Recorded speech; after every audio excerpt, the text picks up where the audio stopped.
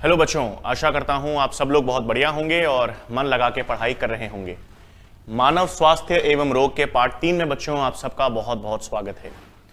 Last lecture में बात कर रहे थे बच्चों हम लोग तरल प्रतिरक्षा या ह्यूमोरल इम्यूनिटी की हम बात कर रहे थे, और तरल प्रतिरक्षा के बाद हमने सक्रिय और निष्क्रिय उपार्जित प्रतिरक्षा की बात की थी। ठीक है, तो अब आज हम किसकी बात करेंगे बच्चों? आज हम बात करेंगे कोशिका माध्यित प्रतिरक्षा की।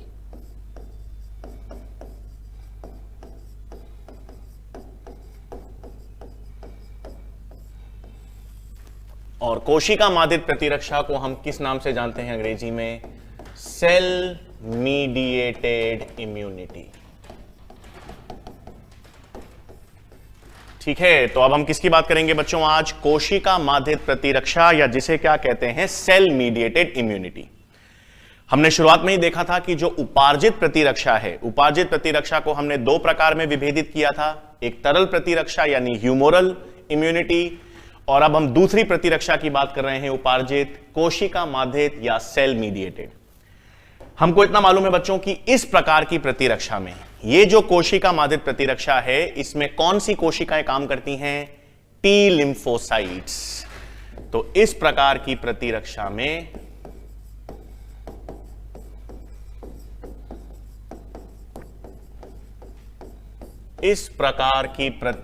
में कौन सी कोशिकाएं काम करती हैं? टी लिम्फोसाइट्स कार्यरत होती हैं। अब टी लिम्फोसाइट्स के बारे में हम बात कर चुके थे बच्चों। हमने देखा था टी लिम्फोसाइट्स ऐसी लिम्फोसाइट्स होती हैं जिनका निर्माण तो कहां पर होता है? अस्थि मज्जा में। जो निर्मित तो कहां होंगी? अस्थि मज्जा में, लेकिन जिनका परिपक्वन कहां पर होगा? थाइमस में। तो जिनका परिपक्वन थाइमस में है, इसलिए यहां पर टी का अर्थ क्या हो गया? थाइमस। अब ये टी लिम्फोसाइट्स जो हैं बच्चों, ये कोशिका माध्यित प्रतिरक्षा में काम करते हैं। अब इसमें वैसे तो कई प्रकार के टी लिम्फोसाइट्स होते हैं, ठीक है, लेकिन हमको दो प्रमुख प्रकार के टी लिम्फोसाइट्स के बारे में पता होना चाहिए। तो हम यहां पर किसकी बात करेंगे भाई? दो प्रमुख प्रकार के टी लिम्फोसाइट्स।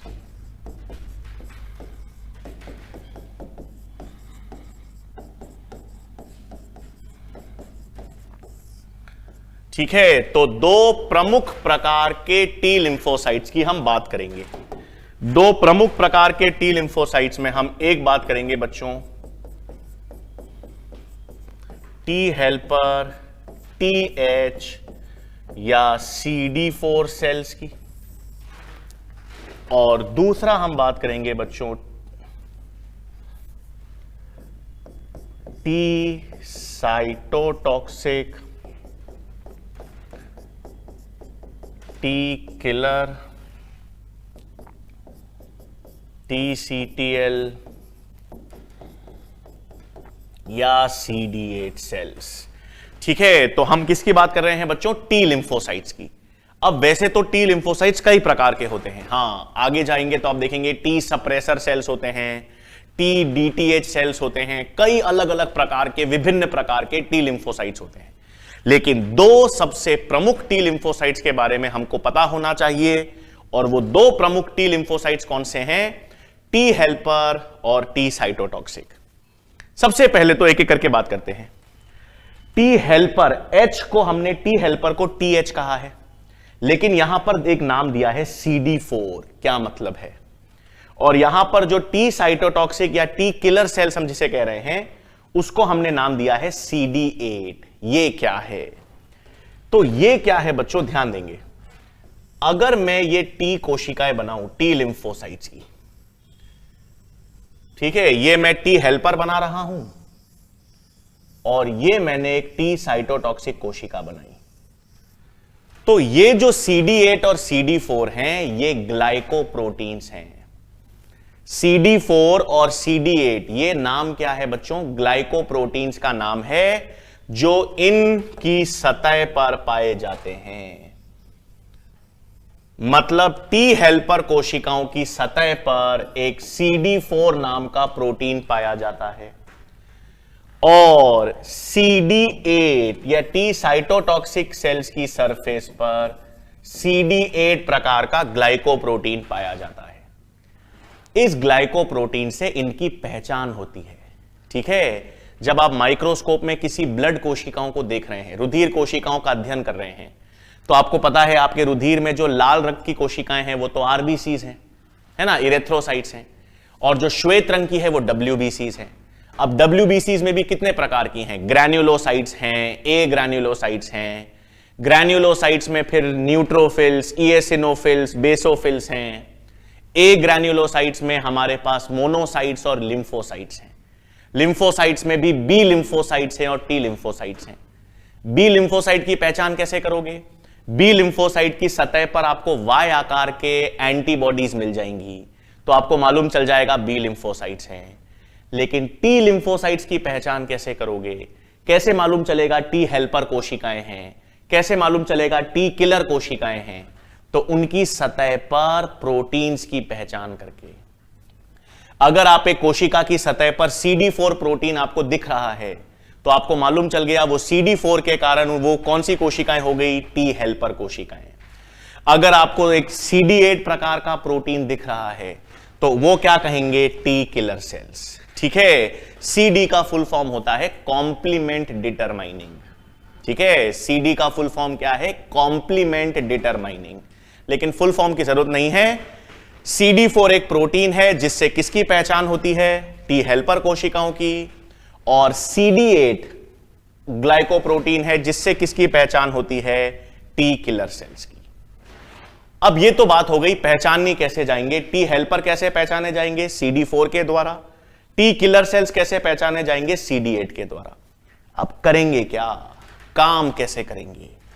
तो अब सुन लेना बच्चों, हमारे पूरी प्रतिरक्षा के लिए, हमारे शरीर में पूरी प्रतिरक्षा तंत्र में सबसे महत्वपूर्ण कोशिकाएं कौन सी हैं? सबसे इंपॉर्टेंट सेल्स कौन से हैं? T helper. हां, ये सबसे बेहद मुख्य, बेहद इंपॉर्टेंट कोशिकाएं हैं प्रतिरक्षा के लिए। क्यों इतनी महत्वपूर्ण क्यों है सर?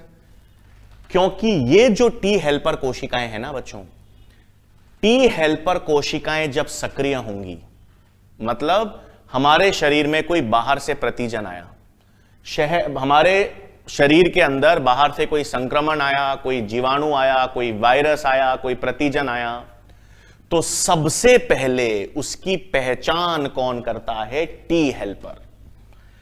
टी हेल्पर सबसे पहले पहचान करेगी कि ये जो अंदर आया है ये बैक्टीरिया है या वायरस है, ये जीवाणु आया है, विषाणु आया है, कोई और चीज आई है। फिर पता करने के बाद अगर वो देखेगी कि यार ये तो एक बैक्टीरिया है, ये जीवाणु कोशिका है, इसको तो अपन एंटीबॉडी के द्वारा नष्ट कर सकते हैं, तो टी हेल्पर कोशिकाएं क्या बोलेंगी? ये तरल प्रतिरक्षा में बी लिम्फोसाइट्स को बोलेंगी, भाई तू उत्तेजित हो जा, तू एंटीबॉडीज बना और जीवाणु को नष्ट कर। टी हेल्पर कोशिकाएं पता लगाती हैं, अरे नहीं यार, जो शरीर में आया है वो एक विषाणु है, ये विषाणु है, इस विषाणु को नष्ट करने के लिए तो मैं किसको सक्रिय कर देती हूं? टी किलर सेल्स को। तो टी हेल्पर ये बोल देगी टी किलर सेल्स को कि भाई तुम उत्तेजित हो जाओ, सक्रिय हो जाओ, विषाणु आया है, उसे नष्ट करना है। कहने का तात्पर्य यह है बच्चों कि कोई भी बाहर का संक्रमण अगर शरीर में आएगा तो सबसे पहले उस संक्रमण की पहचान किन कोशिकाओं के माध्यम से होगी? T helper. ये टी हेल्पर पहचानेंगे कौन सा प्रतिजन है, किस प्रकार का संक्रमण है, और उसके आधार पर या तो तरल प्रतिरक्षा को यानी बी लिम्फोसाइट्स को सक्रिय करेंगे कि तुम एंटीबॉडीज बनाओ और नष्ट करो, और या वो कोशिका माध्यित प्रतिरक्षा के टी किलर सेल्स को सक्रिय करेंगे, और टी किलर सेल सक्रिय होते ही फिर उस विषाणु को या किसी भी कोशिका को नष्ट कर देंगे। इसीलिए तरल प्रतिरक्षा विकसित हो या कोशिका माध्यित प्रतिरक्षा विकसित हो, ये किसके हाथ में है, किसके कहने पर होगा? टी हेल्पर कोशिकाएं। तो आपने एड्स का नाम सुना होगा बच्चों। एड्स जो रोग होता है, तो एड्स रोग में जो HIV विषाणु होता है ना, वो HIV विषाणु इन कोशिकाओं को नष्ट करने लग जाता है। तो आदमी कभी भी आपने देखा होगा, व्यक्ति HIV कभी व्यक्ति को नहीं मारता। HIV 5 से 10 वर्षों में आपकी टी हेल्पर कोशिकाओं की संख्या को नगण्य कर देता है, खत्म कर देता है। और अगर टी हेल्पर कोशिकाएं आपकी नष्ट हो गई तो आपका प्रतिरक्षक तंत्र बेहद कमजोर हो जाता है।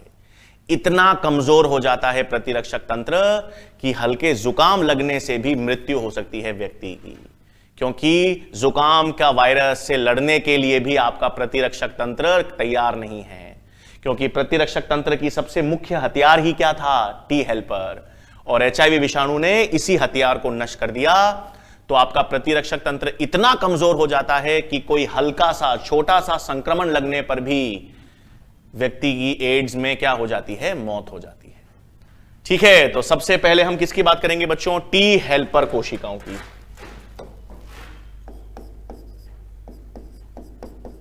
तो टी हेल्पर या जिसे हम कहते हैं टीएच सेल्स, तो क्या है भाई? यह कोशिकाएं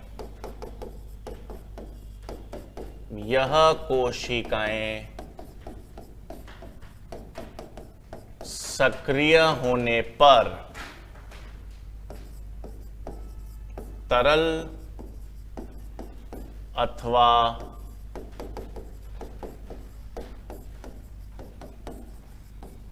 कोशिका माध्यित प्रतिरक्षा को उत्तेजित करती है।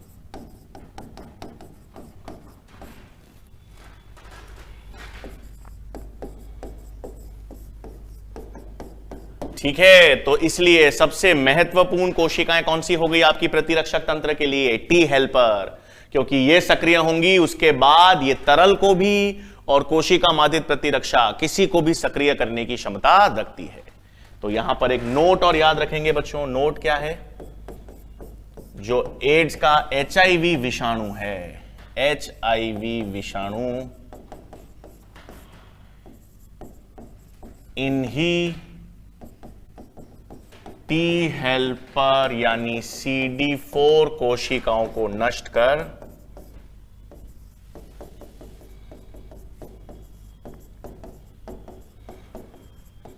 और अगर ये कोशिकाएं नष्ट हो जाएंगी बच्चों तो हमारा प्रतिरक्षक तंत्र बिल्कुल भी काम नहीं करता। ठीक है, फिर दूसरी कोशिकाएं कौन सी हो गई? दूसरी कोशिकाएं हो गई बच्चों टी किलर सेल्स या टी साइटोटॉक्सिक सेल्स। अब ये टी किलर सेल्स क्या करेंगे भाई? सबसे पहली बात तो यह है कि इनको सक्रिय कौन करेगा? इनको सक्रिय करेगा टी हेल्पर सेल्स। और टी हेल्पर सेल्स ने एक बार टी किलर सेल्स को सक्रिय कर दिया तो फिर ये सेल्स क्या करेंगे? किसी भी संक्रमण, किसी भी रोग जनक को नष्ट कर देते हैं। ऐसा क्या करते हैं? इनके पास एक रसायन होता है बच्चों जिन्हें कहते हैं परफोरिन्स। परफोरिन नाम का एक रासायनिक पदार्थ होता है। इनकी कोशिकाओं से वो परफोरिन नाम का रासायनिक पदार्थ निकलता है और वो निकलकर कोई भी रोग जनक की कोशिका को नष्ट कर देता है। तो टी किलर सेल्स क्या है भाई? यह परफोरिन्स के स्त्रावन द्वारा रोग जनक को नष्ट कर देते हैं।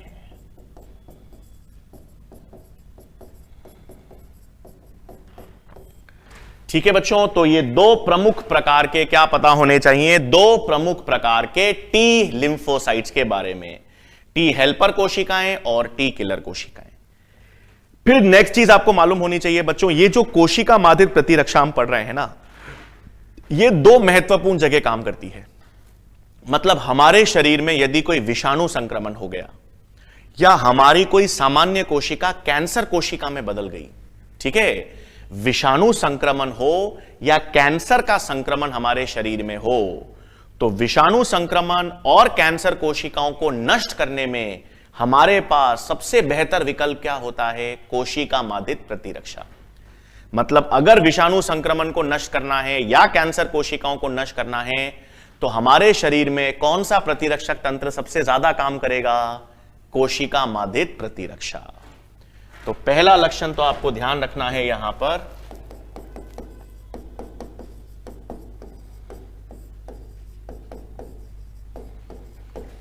कोशिका माध्यित प्रतिरक्षा मुख्यतः वायरस संक्रमण एवं कैंसर कोशिकाओं को नष्ट करने में कार्य करती है।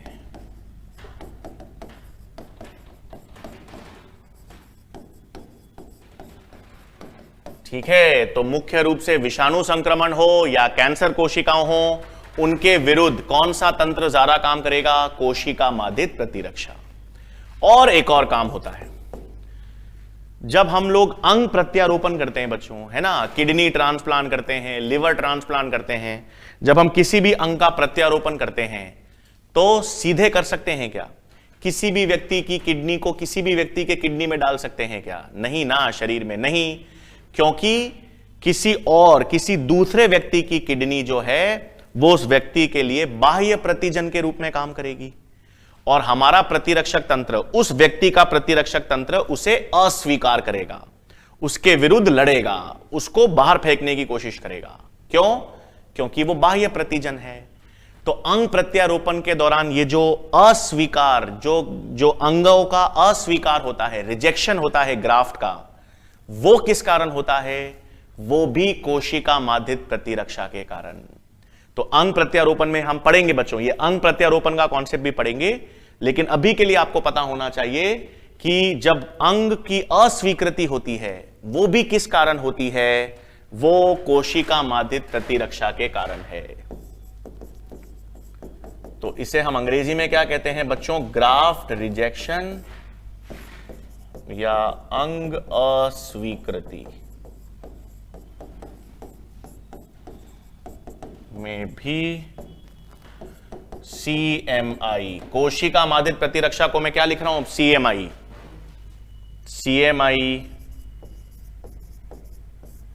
प्रयुक्त होता है। ठीक है भाई, तो अंग अस्वीकृति में या ग्राफ रिजेक्शन में भी हम किसका यूज करते हैं? कोशिका माध्यित प्रतिरक्षा प्रयुक्त की जाती है। तो ये किसकी बात कर ली बच्चों हमने? कोशिका माध्यित प्रतिरक्षा।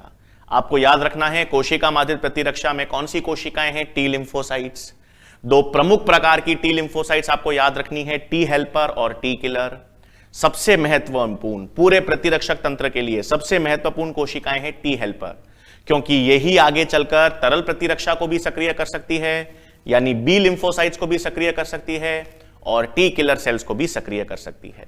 और फिर आपको याद रखना है, विषाणु संक्रमण हो, कैंसर कोशिकाओं हो या अंगों की अस्वीकृति हो रही है, इसमें कौन सा प्रतिरक्षक तंत्र काम करेगा? कोशिका माध्यित प्रतिरक्षा काम करेगी। ठीक है बच्चों, तो ये तो अपन ने किसकी बात कर ली? कोशिका माध्यित प्रतिरक्षा की। अब हमारे पास, अब हम किसकी बात करेंगे बच्चों? यहां पर हम बात करेंगे इम्यून रिस्पॉन्स, यानी प्रतिरक्षा की प्रतिक्रिया। अब प्रतिरक्षा या इम्यून रिस्पॉन्स में या प्रतिक्रिया में हमारे पास दो प्रकार के इम्यून रिस्पॉन्स होते हैं बच्चों। दो प्रकार के इम्यून रिस्पॉन्स क्या होंगे? एक तो प्राथमिक प्रतिक्रिया यानी प्राथमिक इम्यून रिस्पॉन्स,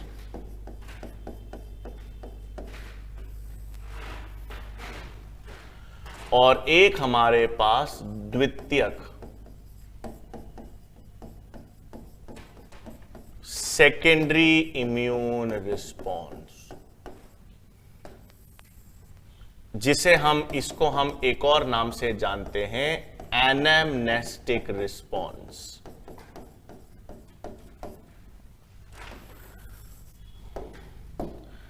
ठीक है, तो हम इम्यून रिस्पॉन्स की बात कर रहे हैं बच्चों। इम्यून रिस्पॉन्स की हम बात करें तो दो प्रमुख प्रकार के इम्यून रिस्पॉन्स हम पढ़ेंगे, प्राथमिक और द्वितीयक। क्या मतलब है? आसान है।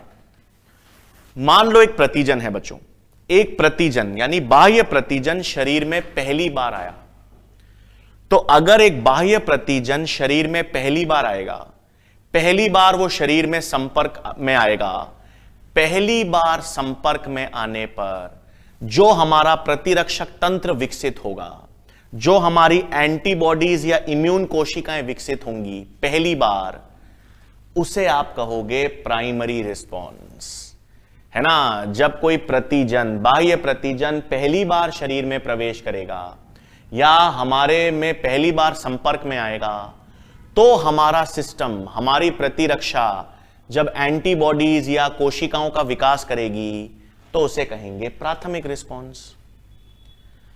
जब वही प्रतिजन दोबारा या पुनरावृत्ति दर्शाएगा, वही प्रतिजन दोबारा हमारे शरीर में आया, दोबारा हमारे संपर्क में आया, तब हमारा प्रतिरक्षक तंत्र विकसित होगा, तो उसे क्या कहेंगे? द्वितीयक रिस्पॉन्स। तो पहली बार आया तो प्राथमिक रिस्पॉन्स, दूसरी बार आया, दोबारा आया तो द्वितीयक रिस्पॉन्स। आप सोच के बताओ बच्चों, ज्यादा बेहतर प्रतिरक्षक तंत्र कब काम करेगा, पहली बार में या दूसरी बार में? हां, हमारा प्रतिरक्षक तंत्र ज्यादा बेहतर दूसरी बार में काम करेगा, क्योंकि पहली बार जब वो आएगा तो हमारा प्रतिरक्षक तंत्र तैयार नहीं होगा, उसको तैयार करना पड़ेगा। पहली बार में फिर तैयार होगा, लेकिन दूसरी बार जब आएगा तो मेमोरी कोशिकाएं बन रखी होंगी, स्मृति होगी, याददाश्त होगी कि यह प्रतिजन पहली बार आ चुका है, तो बेहतर रिस्पॉन्स होगा, जल्दी प्रतिक्रिया होगी और बेहतर होगी, क्योंकि स्मृति कोशिकाएं किसमें शामिल होंगी? द्वितीयक रिस्पॉन्स में। और स्मृति यानी मेमोरी से संबंधित रिस्पॉन्स कौन सा है? सेकेंडरी, इसीलिए इसको एनेमनेस्टिक कहते हैं। एनेमनेस्टिक का मतलब है स्मृति से संबंधित। ठीक है भाई, तो आसान है, लिख लें क्या है भाई प्राथमिक रिस्पॉन्स में?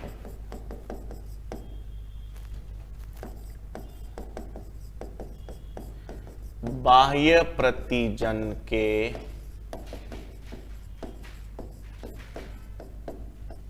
पहली बार संपर्क में आने पर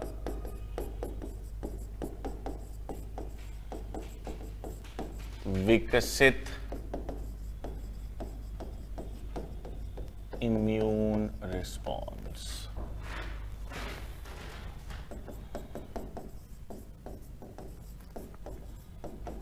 किसी प्रतिजन के दोबारा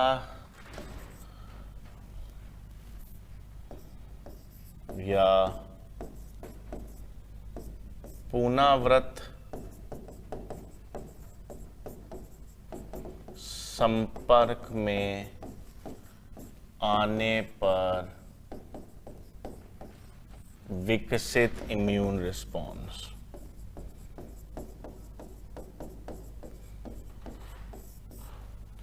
ठीक है, तो बाह्य प्रतिजन के पहली बार संपर्क में आने पर विकसित जो इम्यून रिस्पॉन्स होगा वो प्राथमिक है, और किसी प्रतिजन के दोबारा या पुनरावृत्त संपर्क में आने पर विकसित इम्यून रिस्पॉन्स द्वितीयक है।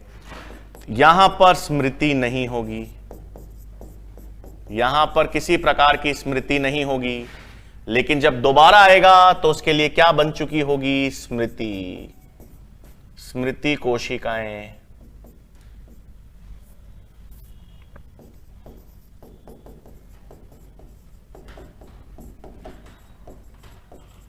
प्रयुक्त।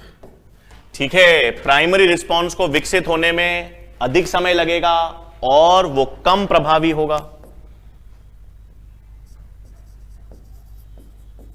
इम्यून रिस्पॉन्स धीमे रूप से विकसित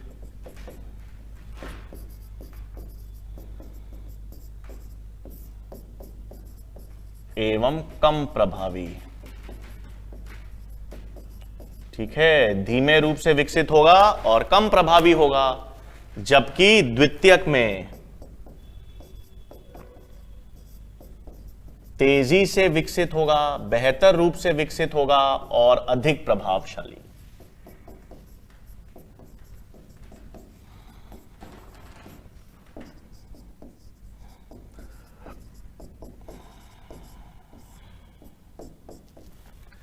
ठीक है भाई, तो ये हमारे पास दो प्रकार के इम्यून रिस्पॉन्स हैं और उनकी तुलना हमने देख ली। जब प्रतिजन पहली बार आएगा, पहली बार संपर्क में आएगा, तो आपका प्रतिरक्षक तंत्र धीरे धीरे विकसित होगा और इतना प्रभावशाली नहीं होगा क्योंकि पहले से उसको मालूम नहीं है, उसमें कोई प्रकार की स्मृति नहीं है, उसे प्राथमिक रिस्पॉन्स कहेंगे। अब जब प्रतिजन दोबारा आया या एक से अधिक बार आ गया, तब स्मृति कोशिकाएं बन चुकी हैं, हमें याद है कौन सा प्रतिजन आएगा, तो हम पहले से तैयार रहेगा प्रतिरक्षक तंत्र, तेजी से काम करेगा और अधिक प्रभावशाली होगा। उसे हम क्या कहेंगे? सेकेंडरी इम्यून रिस्पॉन्स कहेंगे। ठीक है बच्चों, तो ये अपन ने किसकी बात कर ली? द्वितीयक या सेकेंडरी रिस्पॉन्स की। ठीक है, अब नेक्स्ट किसकी बात करेंगे बच्चों? आओ नेक्स्ट अब हम बात करेंगे किसकी? एलर्जी की।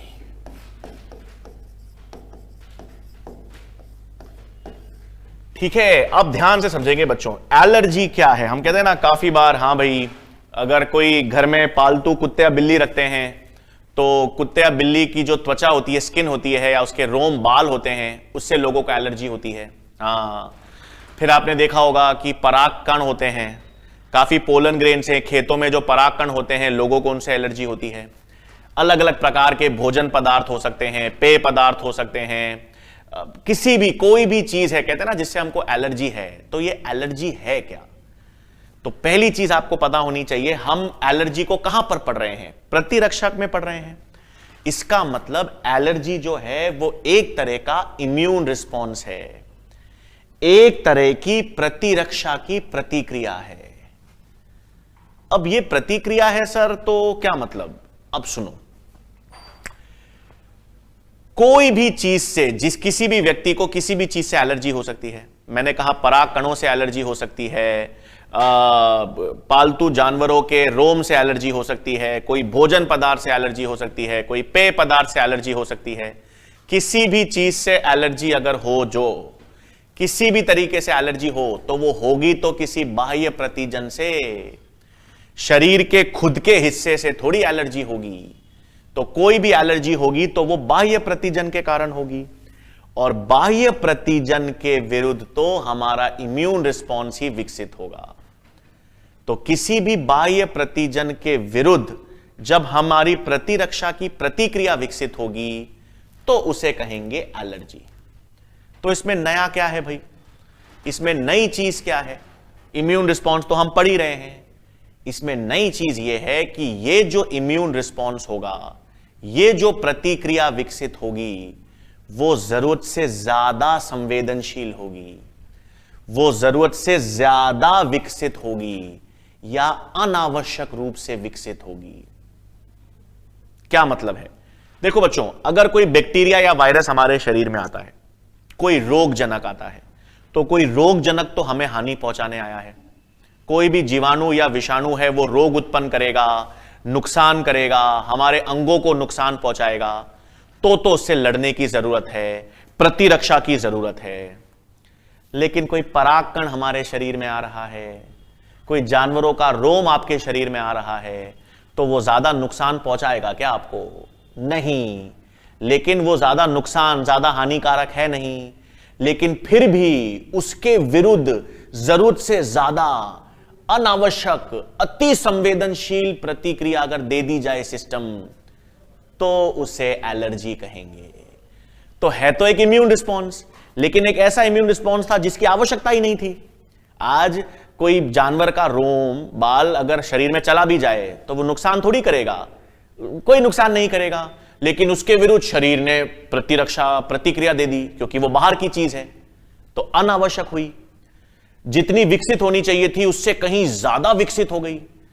तो कोई भी ज्यादा, जरूरत से ज्यादा चीज भी तो हानि पहुंचाती है। आपका प्रतिरक्षक तंत्र जरूरत से ज्यादा काम करे, आवश्यकता ना हो तब भी काम करे, तो वो भी तो खराब चीज है। संतुलन में होना चाहिए।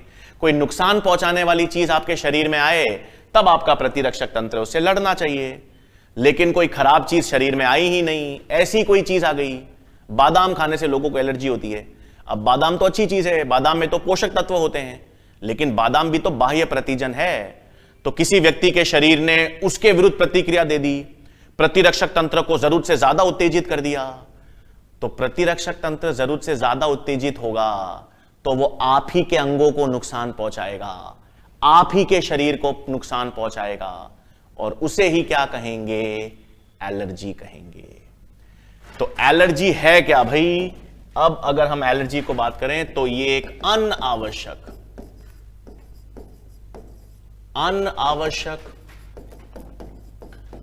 या अति संवेदनशील या अत्यधिक इम्यून रिस्पॉन्स है। एक ऐसा इम्यून रिस्पॉन्स है जिसकी आवश्यकता नहीं थी, जो जरूरत से ज्यादा है या अति संवेदनशील है। इसको अंग्रेजी में हम कहते हैं हाइपर सेंसिटिव। तो इस प्रकार के इम्यून रिस्पॉन्स को क्या कहते हैं? एलर्जी। अब एलर्जी अपने आप तो होगी नहीं, है ना। एलर्जी तो किसी बाह्य प्रतिजन के कारण होगी ना। तो जो भी बाह्य प्रतिजन है, वो परागकण है, जानवरों का रोम है, बादाम है, कोई भोजन का पदार्थ है, जो भी बाह्य प्रतिजन एलर्जी प्रेरित करेंगे या एलर्जी उत्पन्न करेंगे, उन्हें हम एलर्जेंस कहते हैं। तो नेक्स्ट क्या है भाई? ऐसे बाह्य प्रतिजन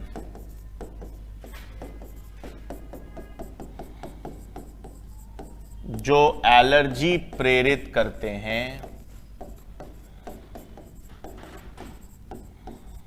उन्हें क्या कहेंगे?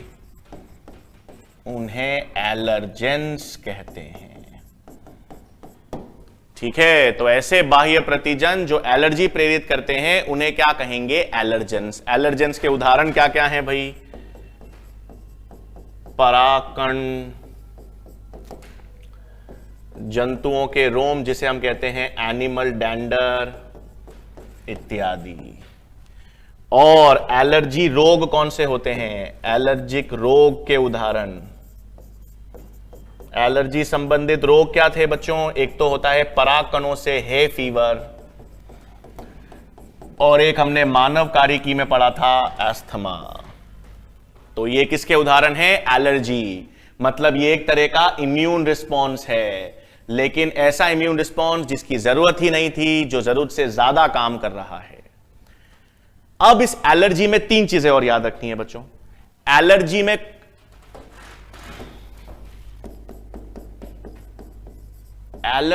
में प्रयुक्त तीन चीजें याद रखनी है। एलर्जी में प्रयुक्त एंटीबॉडी कौन सी होगी? ये हमने देख चुके हैं। कौन सी एंटीबॉडी काम करती है एलर्जी में? आईजीई। एलर्जी में कोशिकाएं कौन सी होंगी प्रमुख रूप से? Mast cells. एलर्जी में प्रमुख रूप से कौन सी कोशिकाएं होती हैं? Mast cells. ये त्वचा के नीचे पाए जाते हैं। संयोजी उत्तकों में पढ़ेंगे। त्वचा के नीचे जो संयोजी उत्तक होते हैं, उन संयोजी उत्तकों में मास्ट कोशिकाएं मिलती हैं, वो एलर्जी में प्रयुक्त होगी। और रसायन कौन से होंगे?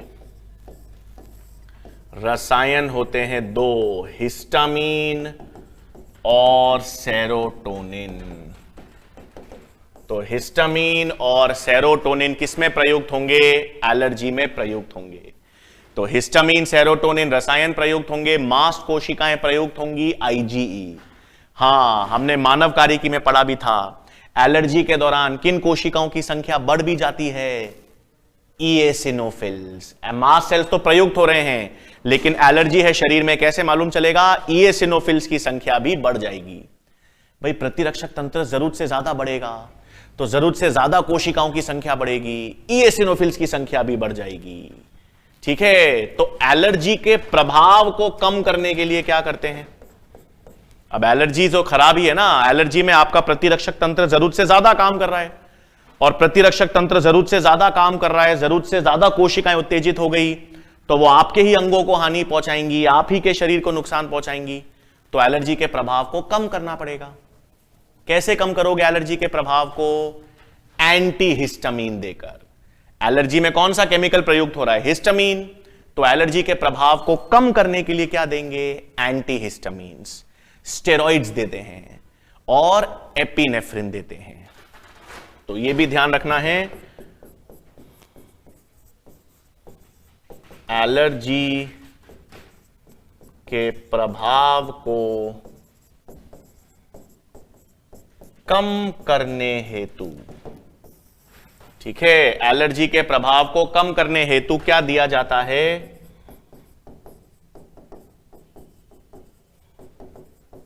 एंटीहिस्टामीन्स,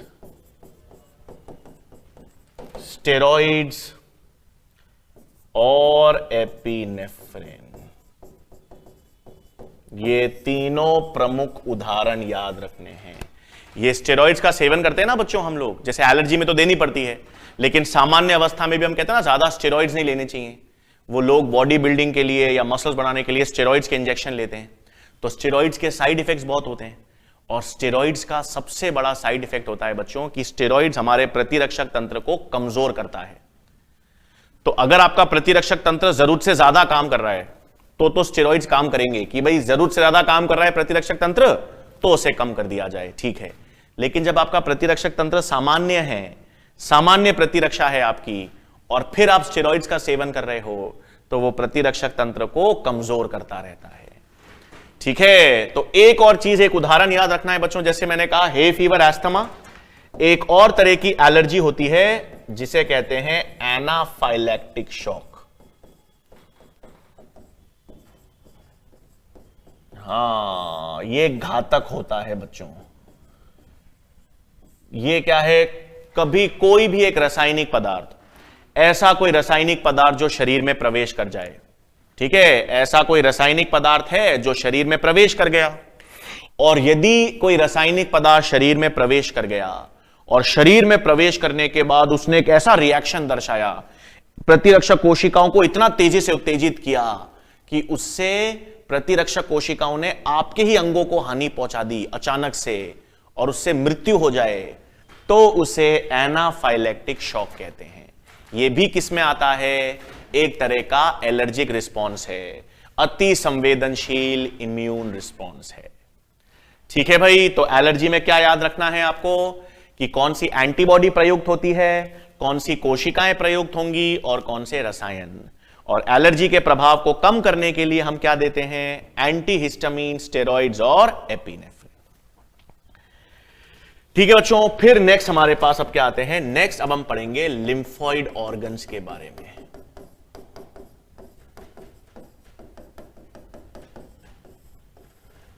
लिम्फॉइड ऑर्गन्स या जिसे हम कहते हैं लसिका अंग, ठीक है। अब लिम्फॉइड ऑर्गन्स या लसिका अंग भी दो प्रकार के होंगे।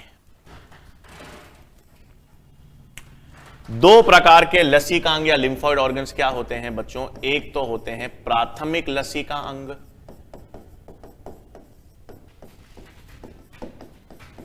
यानी प्राइमरी लिम्फॉइड ऑर्गन्स,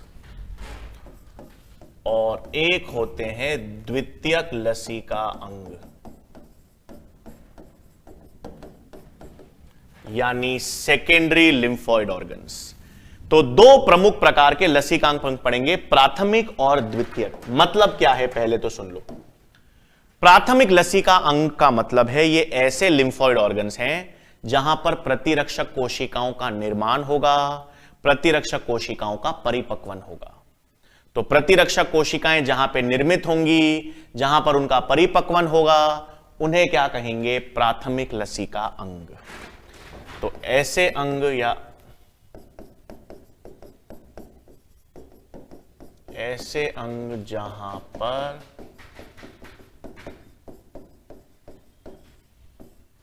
प्रतिरक्षक कोशिकाओं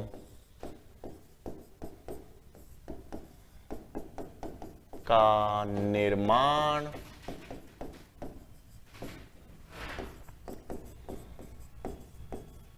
एवं परिपक्वन होता है,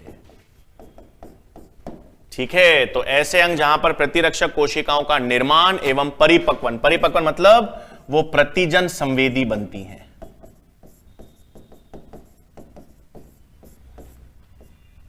ठीक है। इसके उदाहरण क्या होते हैं? प्राथमिक लसिका अंग के दो उदाहरण हैं बच्चों। एक तो हमारे पास है बोन मैरो, जिसको हम कहते हैं अस्थि मज्जा, और दूसरा आपके पास थाइमस। तो बोन मैरो और थाइमस ये दोनों प्राथमिक लसिका अंग हैं। क्यों? सारी रुधिर कोशिकाएं, और रुधिर कोशिकाओं में से जो WBCs हैं, जो लिम्फोसाइट्स हैं, वो प्रतिरक्षक कोशिकाएं हैं, वो सब कहां बनती हैं? अस्थि मज्जा में। बी लिम्फोसाइट्स का परिपक्वन भी कहां होता है? अस्थि मज्जा में। और टी लिम्फोसाइट्स का परिपक्वन कहां होता है? थाइमस में। तो जहां पर प्रतिरक्षक कोशिकाओं का निर्माण होगा और परिपक्वन होगा, उनको अपन प्राथमिक लसिकांग कहेंगे। तो बोन मैरो और थाइमस किसके उदाहरण हो गए? प्राथमिक लसिकांग, क्योंकि यहां पर कोशिकाओं का निर्माण और परिपक्वन हो रहा है।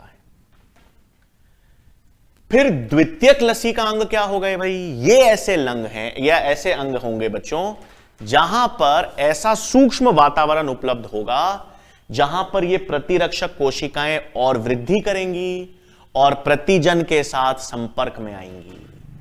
तो एक ऐसे अंग जहां पर ऐसा सूक्ष्म वातावरण उपलब्ध होता हो जहां पर प्रतिरक्षक कोशिकाएं वृद्धि कर सकें और प्रतिजन के साथ संपर्क में आ सकें, उन्हें क्या कहेंगे? द्वितीयक लसिका अंग। तो द्वितीयक लसिका अंग क्या हो गए भाई? ऐसे अंग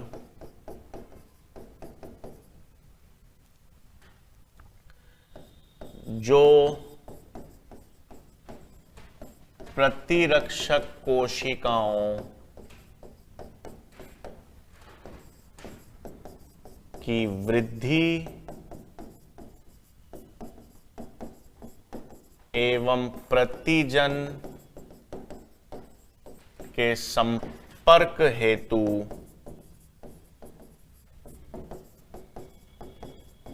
सूक्ष्म वातावरण उपलब्ध करवाते हों।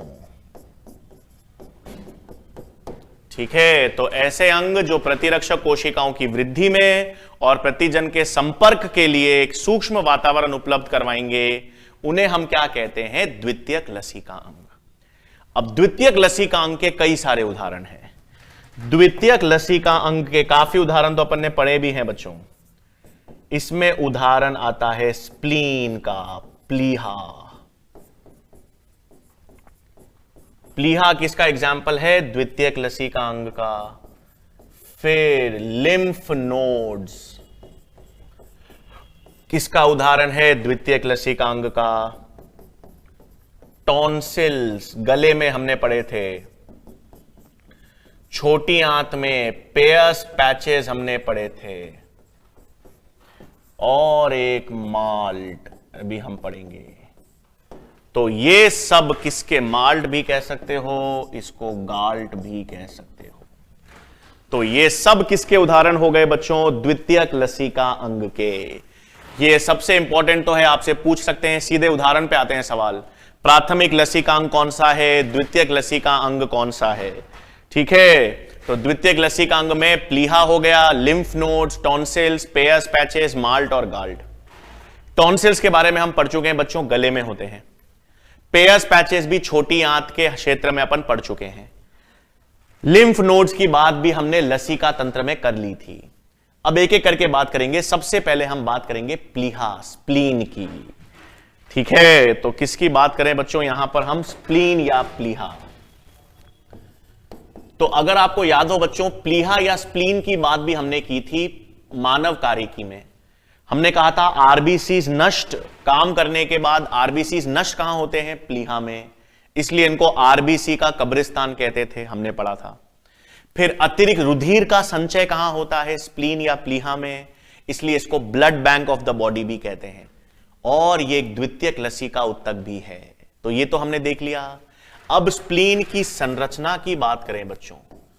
स्प्लीन की संरचना या प्लीहा की संरचना की बात करें तो इसकी संरचना में बाह्य रेड पल्प होता है एक संरचना, और आंतरिक व्हाइट पल्प होता है।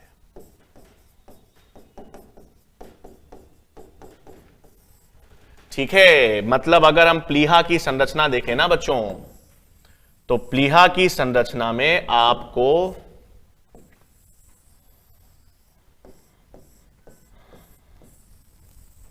बाहर की तरफ तो एक ऐसा गूदा किसका मिलेगा, रेड पल्प का गूदा मिलेगा,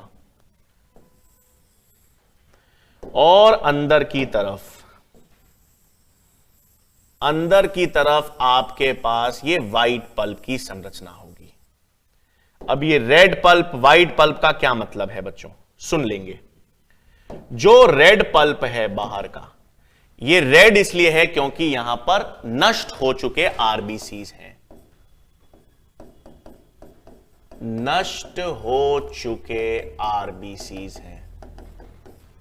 इसके अलावा यहां पर कॉर्ड्स ऑफ बिलरॉथ होती हैं।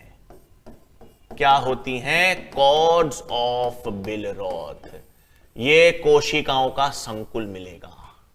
तो हम किसकी बात कर रहे हैं बच्चों, प्लीहा की। प्लीहा में बाहर की तरफ क्या मिलेगा, ये देखो बाहर की तरफ लाल गूदा है। और लाल क्यों है भाई, लाल गूदा क्यों है, क्योंकि लाल रंग किसका होता है, आरबीसीज का।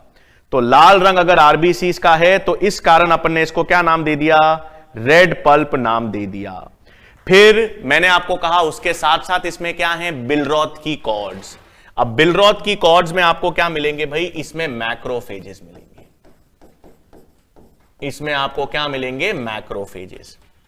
फिर अंदर की तरफ आपके पास क्या होते हैं, अंदर की तरफ आपके पास व्हाइट पल्प है।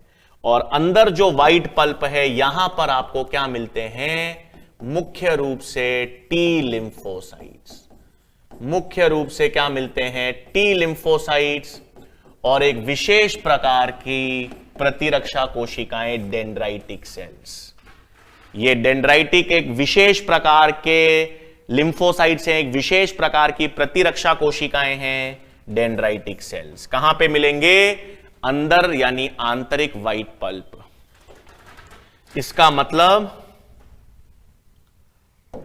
ये वाला हिस्सा तो है व्हाइट पल्प और ये वाला हिस्सा क्या है, रेड पल्प। तो स्प्लीन की संरचना में याद रखना, बाहर की तरफ क्या मिलेगा, रेड पल्प जिसमें नष्ट हो चुके आरबीसीज हैं और मैक्रोफेजेस की एक कॉर्ड है जिसे कॉर्ड्स ऑफ बिलरॉथ कहते हैं। और आंतरिक अंदर की तरफ व्हाइट पल्प है जिसमें टी लिम्फोसाइट्स और डेंड्राइटिक कोशिकाएं मिलेंगी। ठीक है, तो ये आपको स्प्लीन के बारे में ध्यान रखना है। फिर आपको यहां पर नेक्स्ट बच्चों मैंने कहा माल्ट, या जिसे हम कहते हैं गाल्ट। अब पहले तो इनका फुल फॉर्म पता होना चाहिए, म्यूकोजल या गट एसोसिएटेड लिम्फॉइड टिश्यूज। ठीक है, माल्ट या गाल्ट का मतलब क्या हो गया बच्चों, इसको या तो एनसीईआरटी में तो माल्ट कह रखा है, हम गाल्ट भी कह सकते हैं। म्यूकोजल या गट एसोसिएटेड लिम्फॉइड टिश्यूज मतलब आपके सारे उत्तक, वो सारे उत्तक जहां पर श्लेष्मा का स्तर है। तो हमने पूरी आहार नाल की बात की थी बच्चों, आहार नाल में श्लेष्मा का स्तर पाया जाता है। तो जहां जहां पर श्लेष्मा या म्यूकस का स्तर पाया जाता है वो माल्ट। मतलब जो कुल लसी का उत्तक है ना, ये बोन मैरो, अस्थि मज्जा, thymus, spleen, pairs patches, tonsils, ये सब, इन सब में से लगभग 50% भाग किसका होता है, केवल माल्ट का।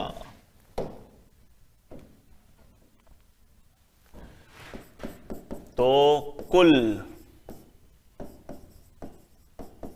लिम्फॉइड उत्तकों का 50% भाग माल्ट से बना है।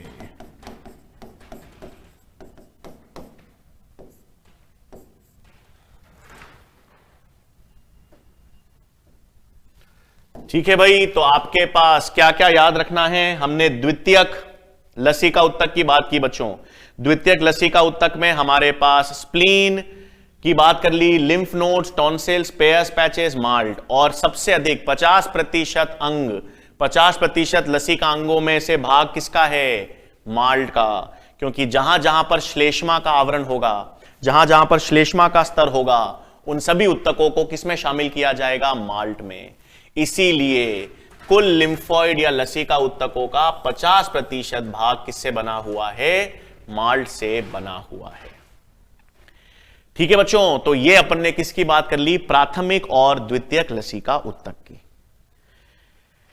फिर नेक्स्ट हमारे पास अब क्या आता है बच्चों? नेक्स्ट हमारे पास आता है ऑटो इम्यूनिटी। ऑटो इम्यूनिटी या जिसे हम कहते हैं स्वप्रतिरक्षा। ऑटो इम्यूनिटी को क्या कहते हैं? स्वप्रतिरक्षा या ऑटो इम्यून डिजीज। अब ऑटो इम्यून डिजीज मतलब ये एक ऐसे रोग हैं जिसमें हमारा प्रतिरक्षक तंत्र हमारे ही अंगों को हानि पहुंचाता है। हमारा ही प्रतिरक्षक तंत्र, हमारी ही शरीर की एंटीबॉडीज हमारे ही शरीर के अंगों को, उत्तकों को नष्ट करने लग जाती है। सर ऐसा क्यों होता है?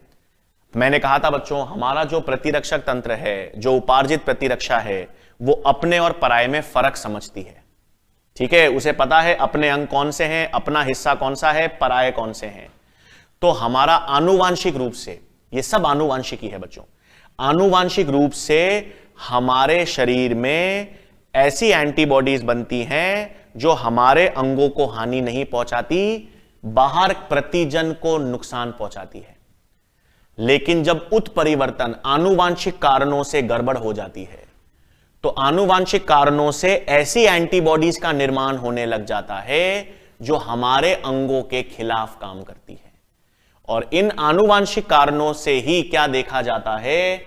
ऑटो इम्यूनिटी या स्व प्रतिरक्षा रोग। तो क्या है भाई? आनुवांशिक विकार के कारण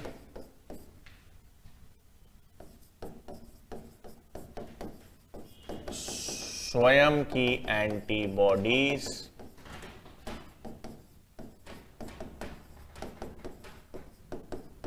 स्वयं के अंगों या उत्तकों को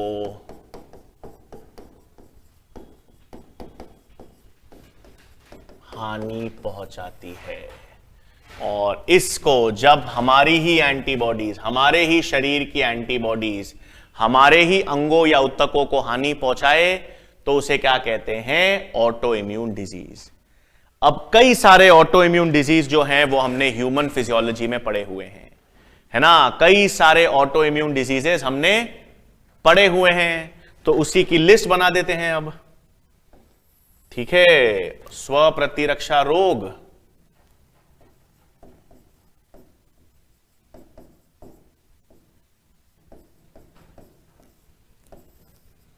और इसमें उत्तक या अंग प्रभावित।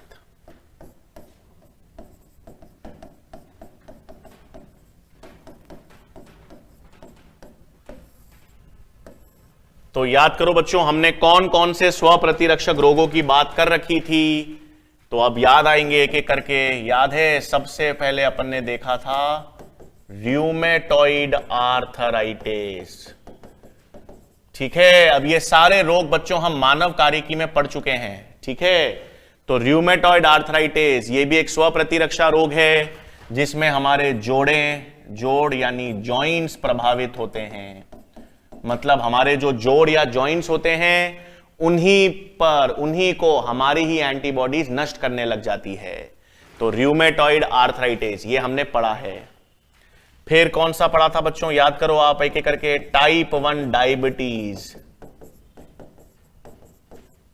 याद है, दो तरह, टाइप 1 टाइप 2 डायबिटीज हमने पढ़ा था। टाइप 1 डायबिटीज इंसुलिन पर निर्भर, इंसुलिन डिपेंडेंट डायबिटीज थी। तो इसमें हमारी ही एंटीबॉडीज किन सेल्स को नष्ट कर देती है? बीटा सेल्स को। वो अग्नाशय के बीटा सेल्स जो इंसुलिन बनाते हैं।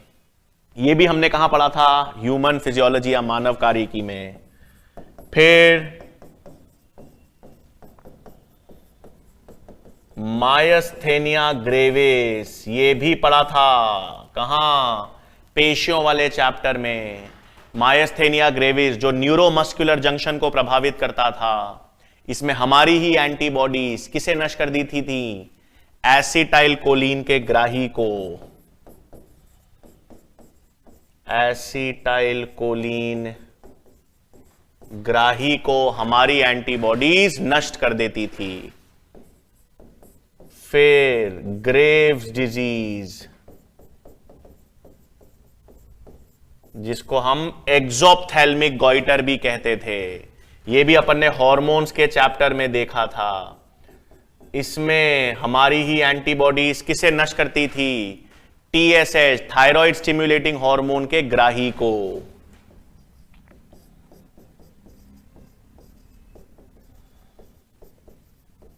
हैशिमोटोस थायराइडिटिस, ये भी हमने पढ़ा है, स्वप्रतिरक्षक रोग। सारे स्वप्रतिरक्षा रोग हम पढ़ चुके हैं ह्यूमन फिजियोलॉजी में। इसमें हमारी एंटीबॉडीज हमारे थायराइड ग्रंथि को नष्ट कर देती है। तो हमारी ही थायराइड ग्रंथि को नष्ट करने वाली कौन सा स्वप्रतिरक्षक रोग है, हैशिमोटोस थायराइडिटिस। ये पांचों तो हमने पढ़े हुए हैं, rheumatoid arthritis, type 1 diabetes, myasthenia gravis, Graves disease, Hashimoto's. एक नया बता रहा हूं यहां पर, मल्टीपल स्क्लेरोसिस।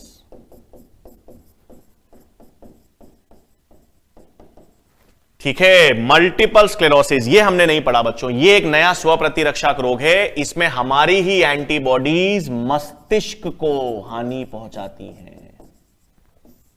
ठीक है, तो मस्तिष्क को जब हमारी ही एंटीबॉडीज, हमारी ही प्रतिरक्षक जो है वो हमारे मस्तिष्क को जब हानि पहुंचाती हो, तो वो रोग कौन सा होगा, मल्टीपल स्क्लेरोसिस। तो ये कुछ मुख्य क्या हैं, स्वप्रतिरक्षा रोग के उदाहरण हैं। रूमेटॉइड आर्थराइटिस में हमारी एंटीबॉडीज किसको हानि पहुंचाएगी, जोड़ या जॉइंट्स को। टाइप 1 डायबिटीज में पैंक्रियास के बीटा सेल्स को नष्ट करेगी। मायस्थेनिया ग्रेविस में एसिटाइल कोलिन ग्राही को नष्ट करेगी।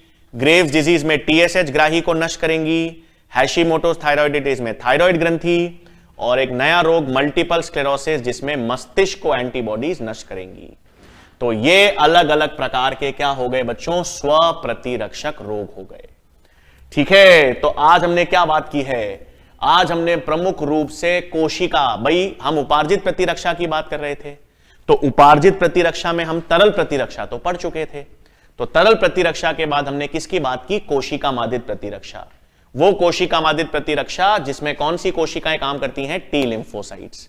फिर टी लिम्फोसाइट्स के हमने प्रकार देखे और हमने ये देखा कि सबसे प्रमुख कोशिकाएं कौन सी हैं, टी सहायक कोशिकाएं। फिर हमने देखा कि ये कोशिका मादित प्रतिरक्षा कब काम करेगी, किस जगह काम करेगी, जहां पर वायरस संक्रमण होगा या जहां पर कैंसर कोशिकाओं का संक्रमण होगा। और जब हम अंग अस्वीकृति पढ़ेंगे तो उसमें भी कौन सी प्रतिरक्षा काम करेगी, कोशिका मादित। फिर अपन ने दो प्रकार के प्रतिक्रिया देखी, इम्यून रिस्पॉन्स, प्राइमरी और द्वितीयक। प्रतिजन जब पहली बार संपर्क में आएगा तो जहां पर स्मृति नहीं होगी और जहां पर इम्यून रिस्पॉन्स धीमा होगा, देरी से विकसित होगा और कम प्रभावी होगा, तो वो प्राइमरी है। जब दोबारा प्रतिजन आएगा तो हमारा प्रतिरक्षक तंत्र तैयार रहेगा, स्मृति कोशिकाएं होंगी, ज्यादा तेजी से काम करेगा, ज्यादा प्रभावशाली होगा, वो द्वितीयक रिस्पॉन्स हमने देखा। फिर अपन ने बात की जरूरत से ज्यादा अनावश्यक या हाइपर सेंसिटिव इम्यून रिस्पॉन्स को अपन ने क्या नाम दे दिया बच्चों, एलर्जी। और एलर्जी में अपन ने देख लिया कौन सी एंटीबॉडीज काम करेंगी, कौन सी कोशिकाएं, कौन से रसायन। फिर अपन ने दो प्रमुख प्रकार के लसिकांग देख लिए, प्राथमिक और द्वितीयक लसिकांग। और अंत में हमने किसकी बात कर ली बच्चों, स्वप्रतिरक्षा रोग या ऑटो इम्यूनिटी। ठीक है, तो प्रतिरक्षक तंत्र में हमने इतनी सारी चीजें देख ली हैं। अब प्रतिरक्षक तंत्र में हमारे पास दो ही प्रमुख चीजें बच जाती हैं बच्चों। एक तो टीकाकरण की विधि यानी वैक्सीनेशन की विधि की हम बात करेंगे, और ये अंग प्रत्यारोपण के दौरान क्या क्या चीजें होती हैं वो बात करेंगे। तो इन दो टॉपिक्स के साथ बच्चों हम नेक्स्ट लेक्चर में मुलाकात करेंगे। बहुत बहुत धन्यवाद।